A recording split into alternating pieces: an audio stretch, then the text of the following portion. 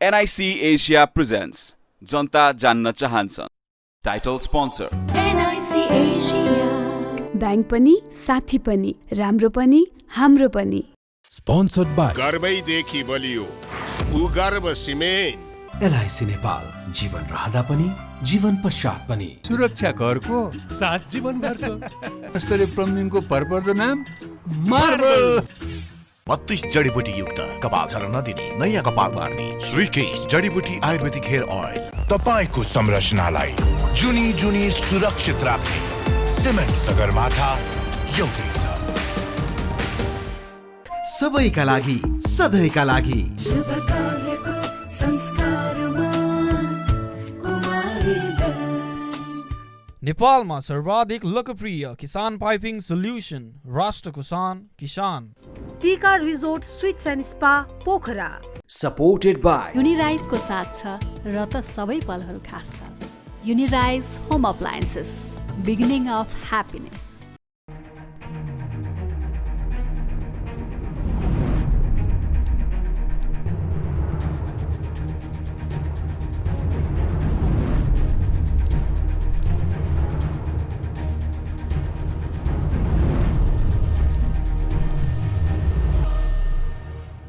नमस्कार दर्शक, आजको जनता जान्न चाहन्छन् कार्यक्रम हामीले लगातार नयाँ दिल्लीबाट सञ्चालन गरिरहँदाखेरि नेपाल भारत सम्बन्धको कुरा गर्दाखेरि भारतीय प्रधानमन्त्री नरेन्द्र मोदीको 10 वर्षीय कार्यकाल र अब फेरि पनि एनडीएको गठबन्धन नयाँ दिल्लीदेखि काठमाडौँसम्मको कुरा गर्छ।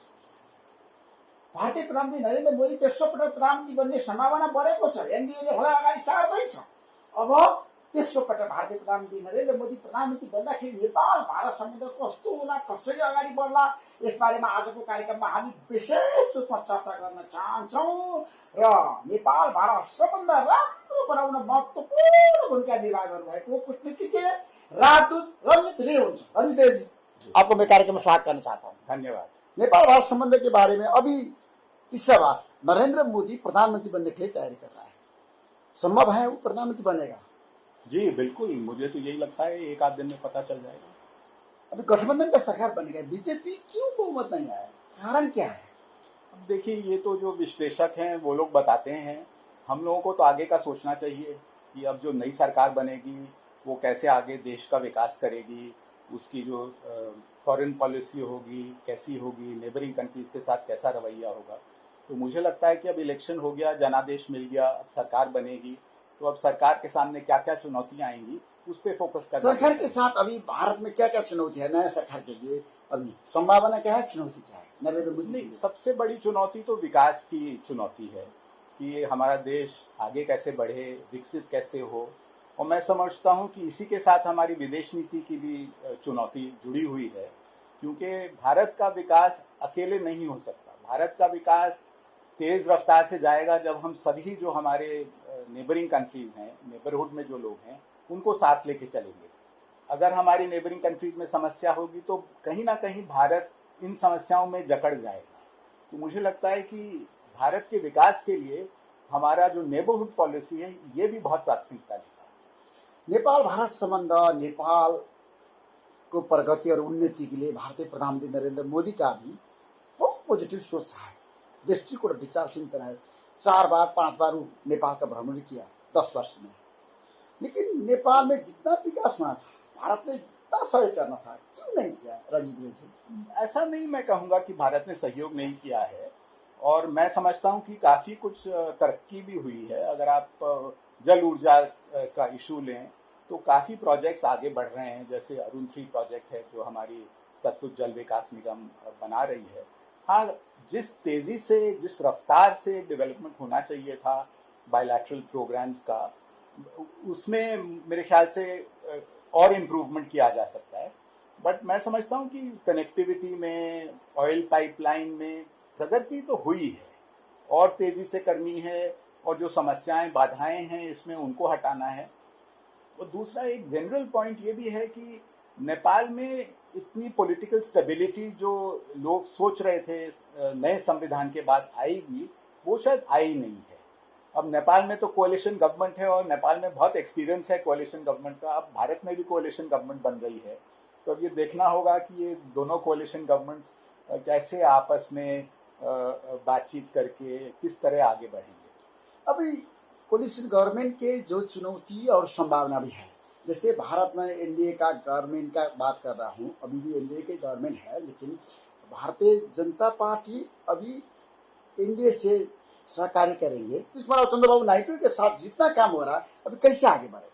मैं तो समझता हूँ कि नरेंद्र मोदी का सहकार्य की बात कर जी, विदेश नीति में मुझे लगता है कि कोई ऐसी दो राय नहीं है किसी की भी, चाहे नीतीश कुमार जी हों, चाहे चंद्रबाबू हों, चाहे नरेंद्र मोदी जी हों, चाहे ऑपोजिशन हो, चाहे कांग्रेस हो। मुझे लगता है कि जो प्राथमिकता नेबरिंग कंट्रीज को सभी पॉलिटिकल पार्टीज देती हैं और सभी लोग चाहते हैं कि विकास हो, रिश्ते और सुदृढ़ हों। तो कहीं ना कहीं मुझे लगता है कि जो प्रोग्रेस हमारी हो रही है बायलैटरल रिलेशन में वो और बढ़ेगी, इसकी रफ्तार हमें और बढ़ाएगी। कोलिशन गवर्नमेंट के साथ नेपाल में भी कोलिशन गवर्नमेंट है, प्रचंड जी कोलिशन का जो नेतृत्व कर रहा है ना, जो 5 दलीय गठबंधन का सरकार में अभी यूएमएल भी है, जैसे यहाँ भी नीतीश कुमार और चंद्रबाबू नायडू है। अभी दोनों देश के बीच के संबंध में दरार अभी नहीं आएगा, क्या लग रहा है? दरार तो बिल्कुल नहीं आएगा, पर जो एक कोलिशन गवर्नमेंट का काम करने का तरीका होता है वो फर्क है। अगर भाजपा की एब्सोल्यूट मेजॉरिटी आती तो काम करने का तरीका एक होता।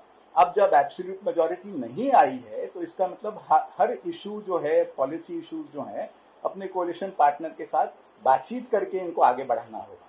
और दूसरी बात जो मैं ये भी कहना चाहता हूँ कि देखिए, हमारी मल्टी पार्टी डेमोक्रेसी है जैसे आपके यहाँ है, तो भारत के जो पॉलिटिकल पार्टीज हैं, हम लोग चाहते हैं कि आपके सारे पॉलिटिकल पार्टीज के साथ अच्छे संबंध हों।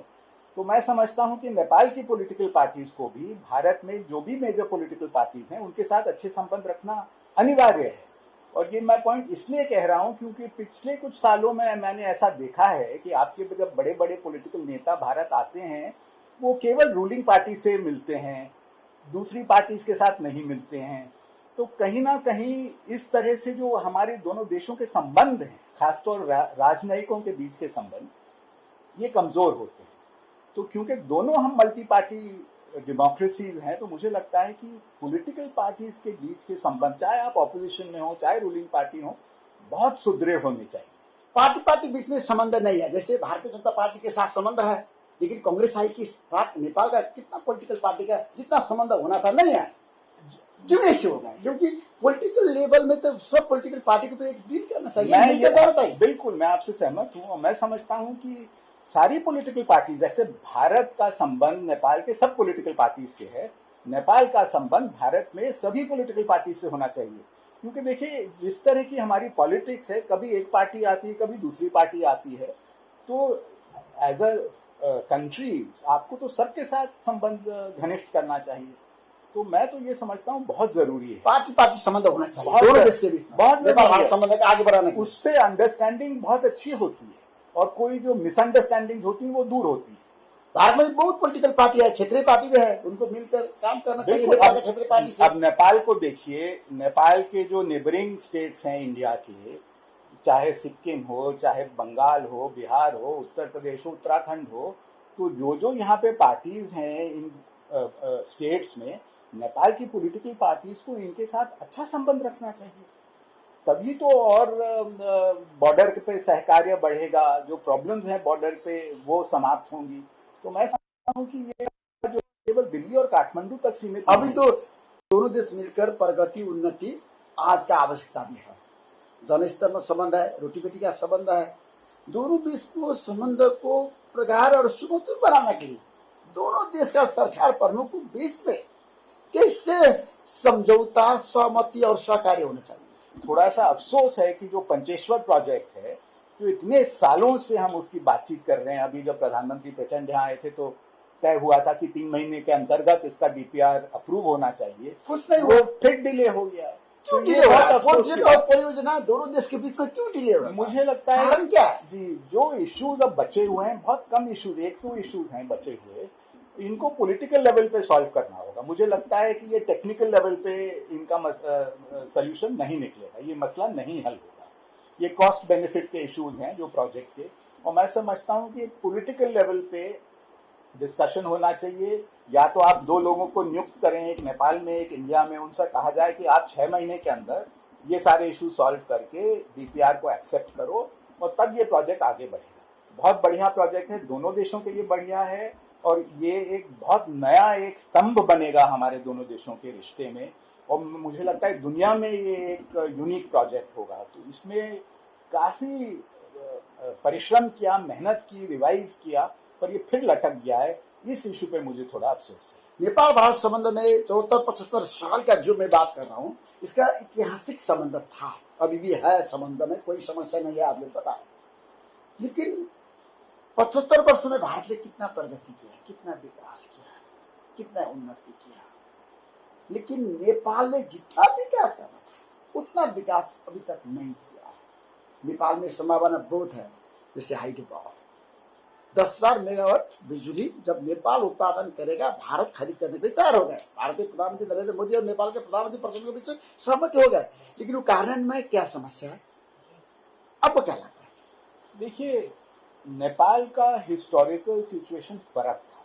नेपाल के पहले 5-6 दशक भारत की इंडिपेंडेंस के बाद पॉलिटिकल ट्रांसफॉर्मेशन में लगे गए, राजनीतिक चेंज में लगे गए। जो आपके यहाँ एक निरंकुश अवस्था थी रूलिंग की, गवर्नेंस की, उसको हटाने में आपको कई दशक लगे।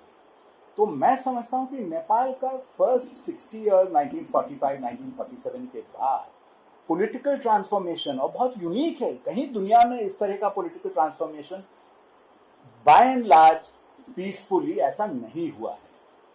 तो मुझे लगता है कि इसीलिए आपका विकास जो है थोड़ा सा थम गया था। पर जब आपके यहाँ पॉलिटिकल चेंज हुआ, मल्टी पार्टी डेमोक्रेसी आई, तो जो पीस डिविडेंड हम एक्सपेक्ट कर रहे थे कि जिस रफ्तार से विकास बढ़ेगा, वो नहीं हुआ। अर्ली 1990s के दशक में बहुत चेंज हुआ और बहुत सारी भारतीय कंपनीज नेपाल में गई, उन्होंने वहाँ निवेश किया, इन्वेस्टमेंट्स किए और काफ़ी रैपिड प्रोग्रेस हुई। पर उसके बाद फिर से ये पॉलिटिकल सिचुएशन के कारण मुझे लगता है कि विकास नहीं हो पाया। अब आपका नया संविधान आ गया है, पॉलिटिकल स्टेबिलिटी होनी चाहिए और पॉलिटिकल स्टेबिलिटी से ज़्यादा इकोनॉमिक पॉलिसीज पे स्टेबिलिटी होनी चाहिए। तो आपको, मुझे लगता है कि ऐसा एक नीतियाँ बनानी पड़ेंगी, इकोनॉमिक नीति और खासतौर विदेश निवेश के लिए, जो जैसे हर सरकार बदलती है तो इन नीतियों में कोई तब्दीली ना आए। इस पे जो आपके पॉलिटिकल पार्टीज हैं, पॉलिटिकल लीडर्स हैं, एक कुछ कंसेंसस डेवलप करना पड़ेगा। और पॉलिटिक्स तो अपनी जगह है, पर फोकस सबका जो है इकोनॉमिक कोऑपरेशन पे होना चाहिए। नरेंद्र मोदी का भी पॉलिसी है, सिमेटी राष्ट्र से मिलकर काम करना, उनका जो दृष्टिकोण विचार है, बॉटम लाइन है। लेकिन जितना संबंध उनका होना था सिमेटी मुल्क से, संबंध है मोदी के कार्यकाल में 10 साल में, आपको क्या लगता है? सीमा, जो हमारे सीमांतकृत मुल्क हैं, उनसे संबंध हमारा सबसे घनिष्ठ है और सबसे कॉम्प्लेक्स है। अब जैसे कोई साउथ अमेरिका की कंट्री के साथ हमारे संबंध तो बहुत अच्छे होंगे, कोई दिक्कत नहीं आएगी। नेबरिंग कंट्रीज के साथ क्योंकि हमारे संबंध इतने बहुआयामिक हैं, कहीं ना कहीं दिक्कतें भी आएंगी। तो एक तो ये कहना कि अच्छे संबंध होने चाहिए, बहुत जरूरी है, अच्छे संबंध होने चाहिए। बट मैं जो कहना चाहता हूं कि किसी भी परिवार में जब इतना एक घनिष्ठ रिलेशनशिप होता है तो दिक्कतें भी आती हैं। तो हमारा प्रयत्न ये होना चाहिए कि उन दिक्कतों को कैसे हम सॉल्व करें और संबंधों को आगे बढ़ाएं। मैं ऐसा नहीं देखता हूं कि हर कंट्री के साथ कोई भी इश्यूज हमारे नहीं होंगे डिफिकल्टी के, ये तो दूर के देशों के साथ होता है। जो पास के हमारे पड़ोसी देश हैं उनके साथ संबंध बढ़ेंगे भी, प्रॉब्लम्स भी आएंगी। तो हमें ये सीखना चाहिए कि हम किस तरह इन संबंधों को मैनेज करेंगे ताकि जो हमारा इकोनॉमिक कोऑपरेशन प्रोग्राम है उस पर नेगेटिव असर ना पड़े। नरेंद्र मोदी और नेपाल भारत संबंध बहुत पॉजिटिवली आगे बढ़ने के लिए तैयार है। मैं देख रहा हूँ उनका जो एक्टिविटी, दृष्टिकोण, विचार। लेकिन सीमा समस्या अभी भी समाधान नहीं हुआ। इसके समाधान के लिए क्या करना चाहिए?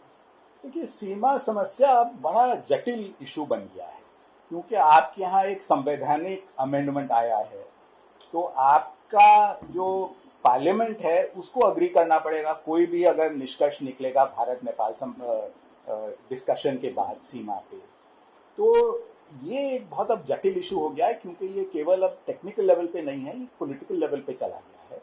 और मुझे लगता है पॉलिटिकल समझदारी की दीर्घकालीन प्लानिंग नहीं करना चाहिए, रोड मैप का है कि नहीं। अब इस संस्थाएं हैं हमारी जो इस पे बातचीत कर सकती हैं, और मैं समझता हूँ कि धीरे धीरे ये आगे बढ़ेगा और इस मसले का कुछ तो सोल्यूशन निकालना ही पड़ेगा। पर टाइम टू टाइम क्या होता है ना, जैसे अब आपके यहाँ वो 100 रुपए का जो नोट है उसके ऊपर ये इशू आ गया है, तो उससे फिर यहाँ पे भी एटमॉस्फेयर थोड़ा बिगड़ा। कई लोगों ने यहाँ में पॉलिटिकल नेताज ने भी कहा कि देखिए नेपाल इतना हमारा मित्र है और इस तरह का डिसीजन लिया है।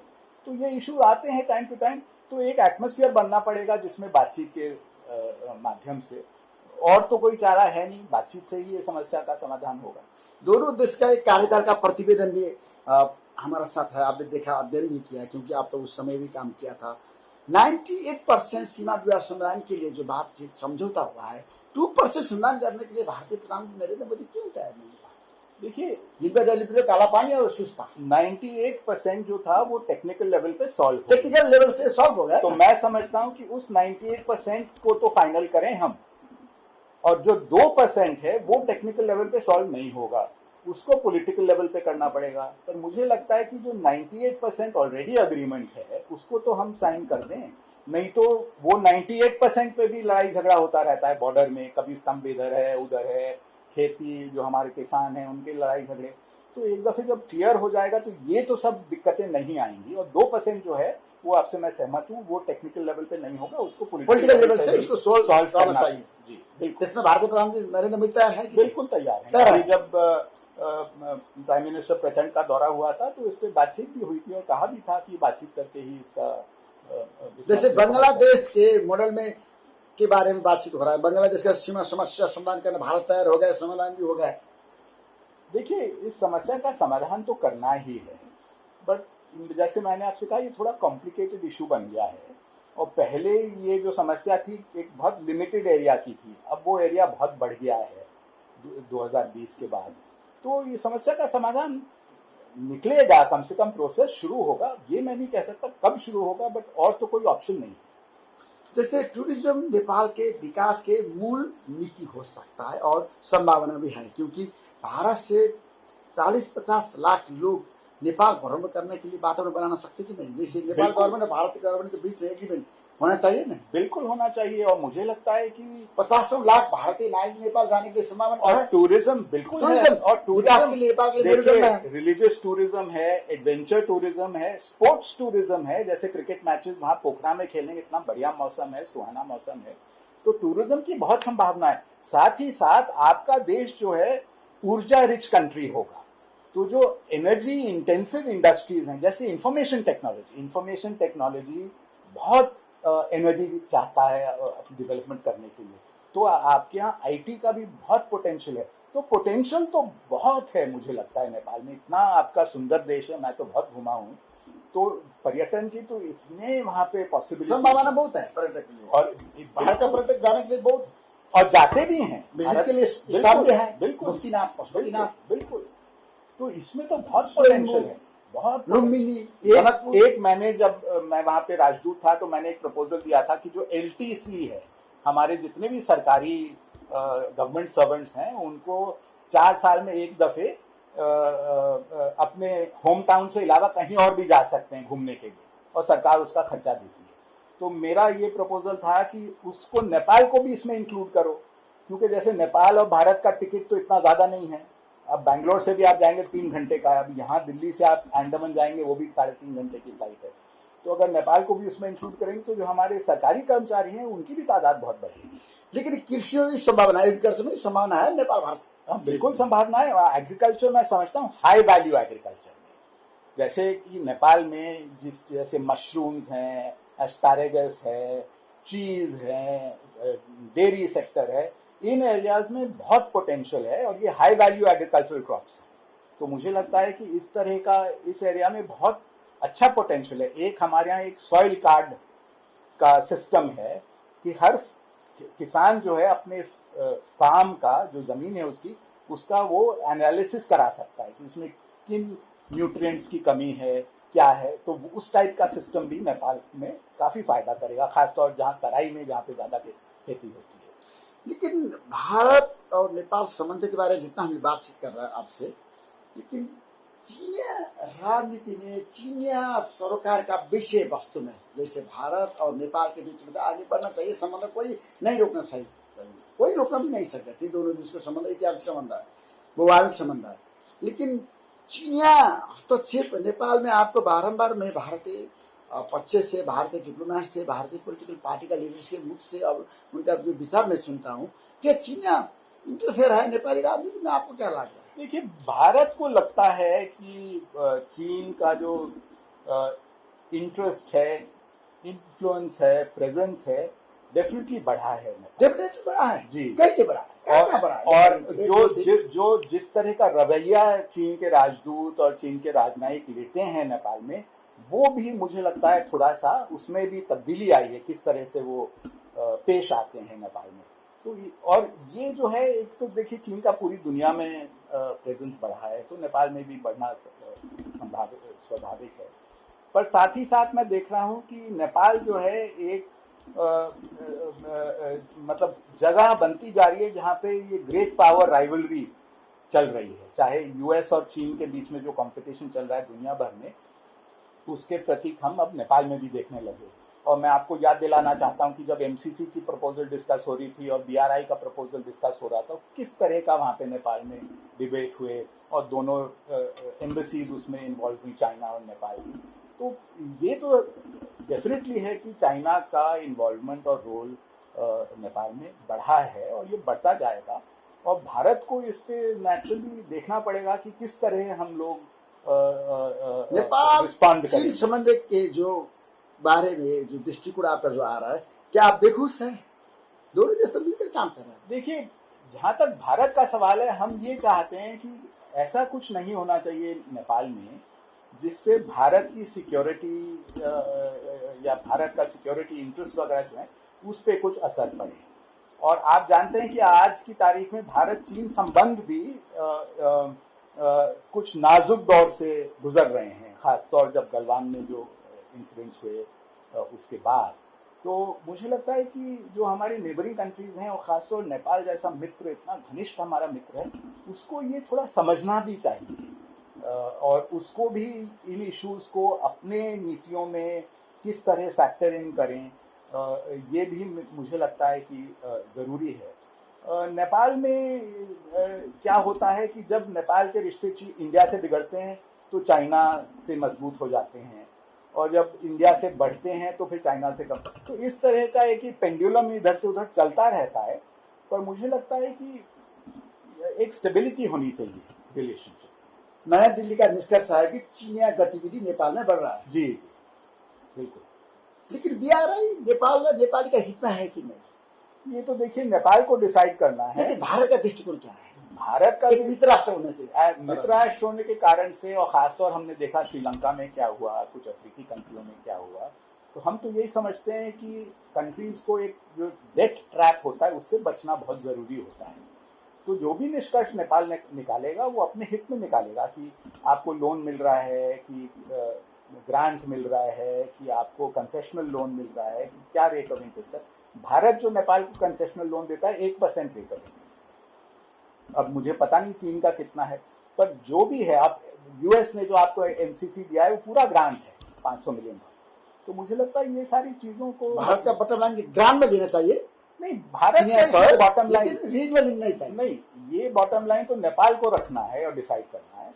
पर भारत का इतना ही कहना है कि जो भी आप करें, आप उसको पूरी अच्छी तरह देख के करें, और आप जो श्रीलंका और कुछ और कंट्रीज में हुआ है उसको भी आपको मद्देनजर रखना चाहिए। बीआरआई के बारे में जितना भी अभी काठमांडू में, नेपाल में छलफल हो रहा है ना, अभी इसको समझौता करना है, हस्ताक्षर करना है, दोनों परराष्ट्र मंत्री के बीच में भी बातचीत हुआ, नारायण श्रेष्ठ और चीनी विदेश मंत्री के बीच में एग्रीमेंट हुआ, इसको आगे बढ़ाने के लिए।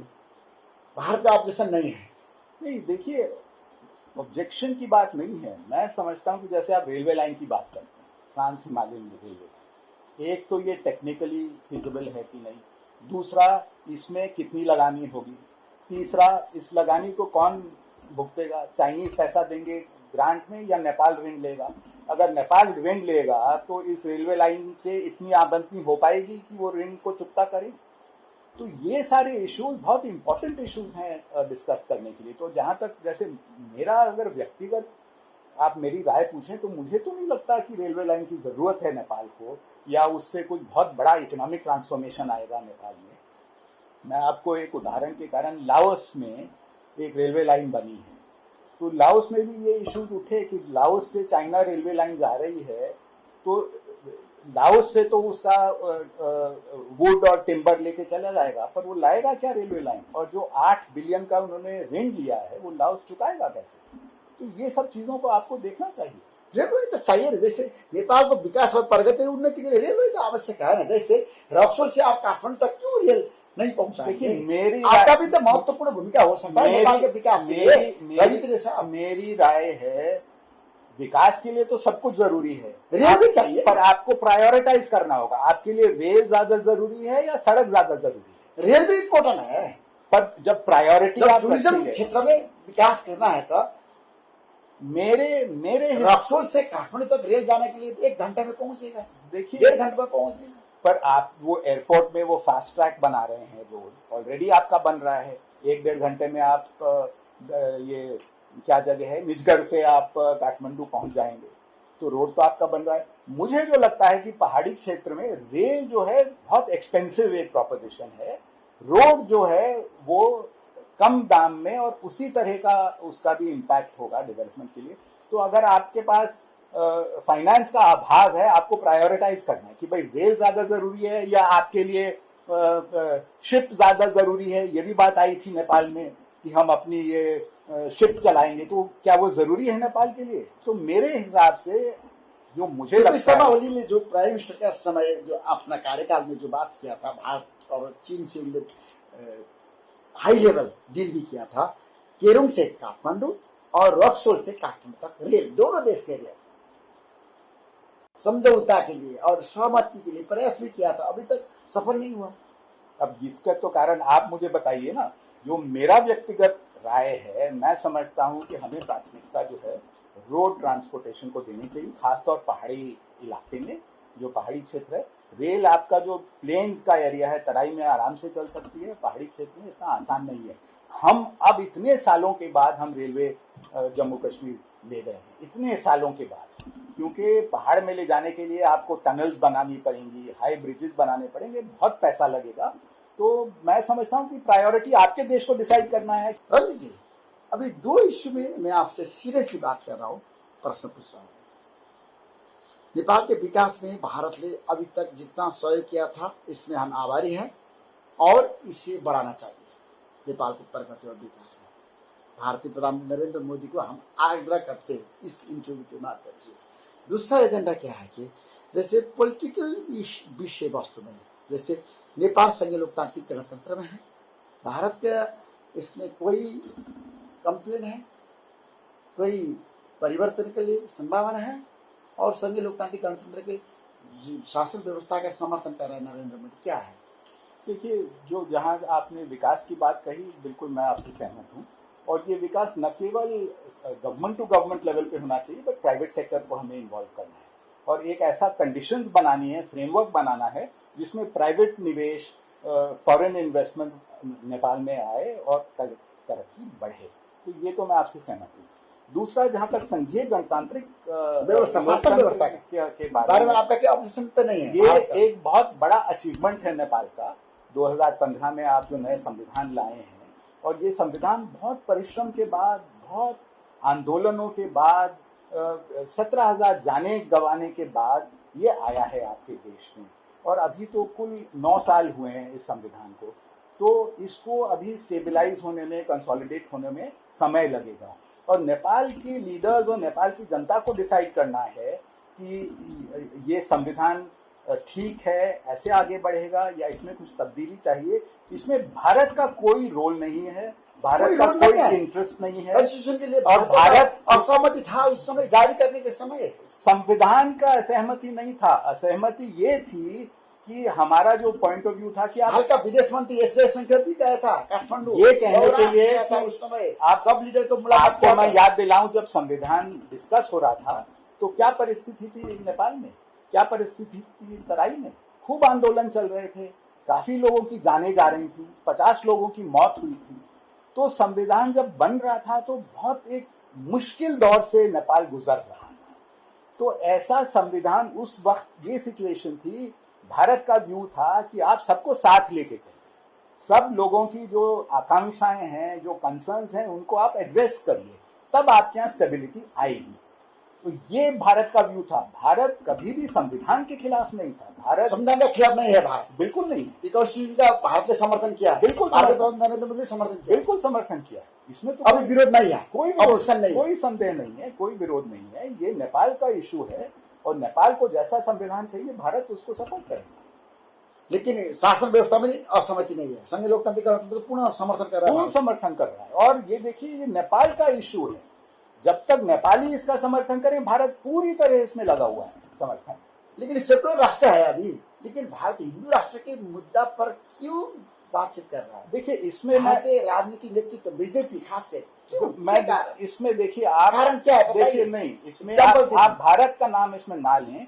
भारत की कुछ संस्थाएं हो सकती हैं, भारत की सरकार में इसकी कोई नीति नहीं है। तो ये डिफरेंस है, क्योंकि भारत और नेपाल के इतने घनिष्ठ संबंध हैं, पॉलिटिकल लेवल पे भी हैं, पीपल टू पीपल लेवल पे भी हैं।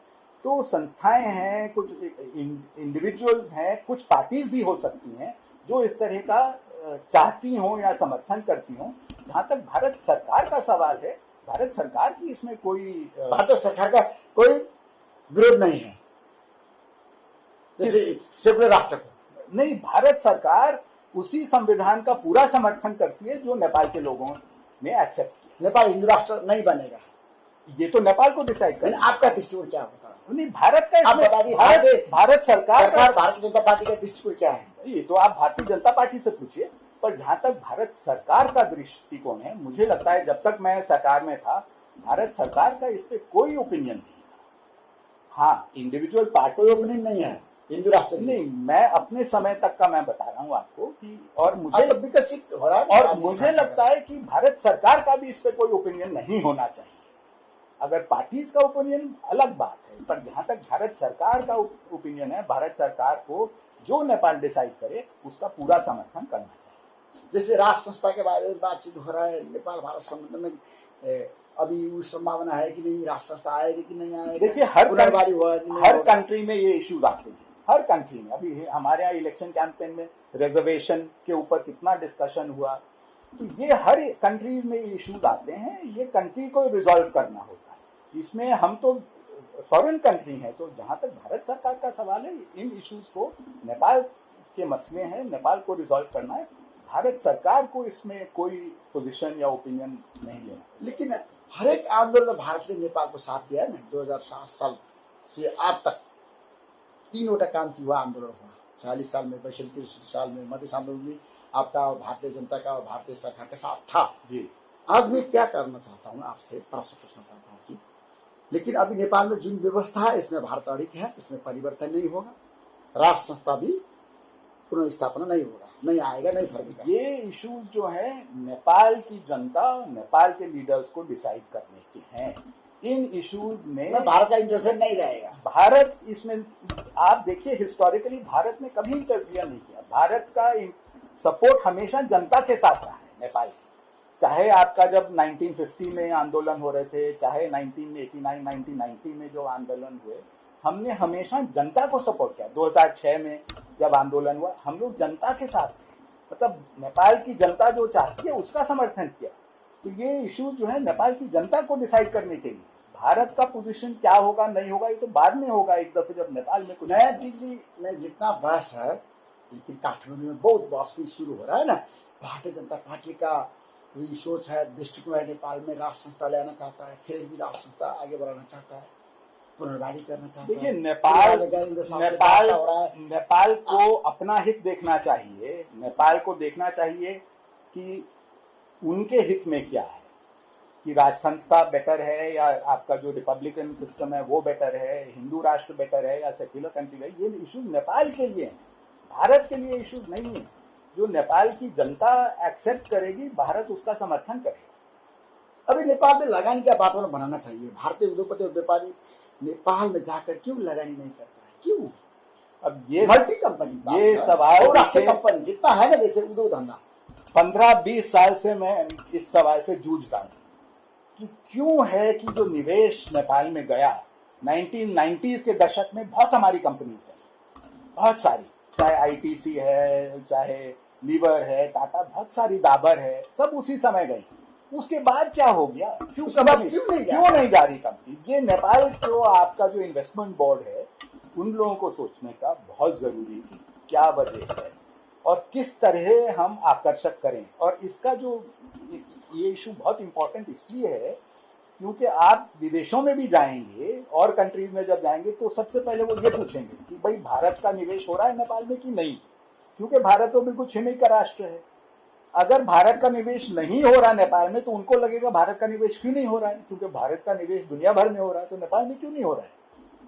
तो अगर आप ये इम्प्रूव करेंगे सिस्टम को और भारतीय निवेश नेपाल में जाएगा तो साथ ही साथ और कंट्रीज का भी निवेश नेपाल में आएगा, तो ये मल्टीप्लायर इफेक्ट होगा।